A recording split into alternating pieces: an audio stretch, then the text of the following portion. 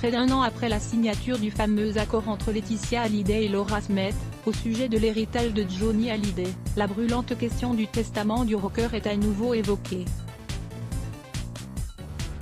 Durant presque 3 ans, la veuve du rocker et les enfants aînés de ce dernier se sont livrés à une bataille sans merci à coups de procès, communiqués assassins et déclarations choc dans la presse.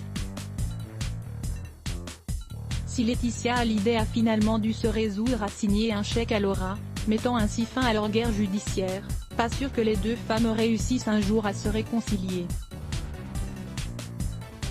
Laura Smith n'oubliera certainement pas le fait que son ancienne belle-mère l'a littéralement écartée de la réalisation de l'œuvre posthume de Johnny Hallyday. Nommée directrice artistique, la veuve s'est en effet occupée de la préparation de l'album posthume du rocker seul, interdisant toute action et tout avis de la part de ses enfants aînés. En octobre 2018, Laura Smith avait ainsi été obligée d'acheter le disque Mon pays c'est l'amour au moment de sa sortie, Laetitia Hallyday n'ayant même pas pris soin de lui parvenir un exemplaire.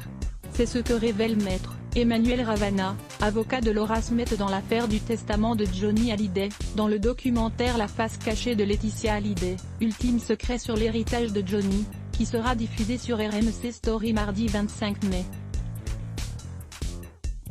Laura Smith savait que des chansons avaient été enregistrées, qu'il y avait un certain nombre de choses mises en place, mais on ne savait pas l'avancement exact, explique l'homme de loi.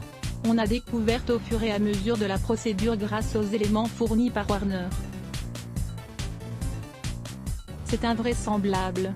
Toujours aussi choqué par cette anecdote, l'avocat se livre ensuite sur l'état de l'actrice de 36 ans au moment de l'achat du disque. Laura a acheté l'album de son père, comme vous et moi, le soir de sa sortie. Elle n'a jamais pu l'entendre avant.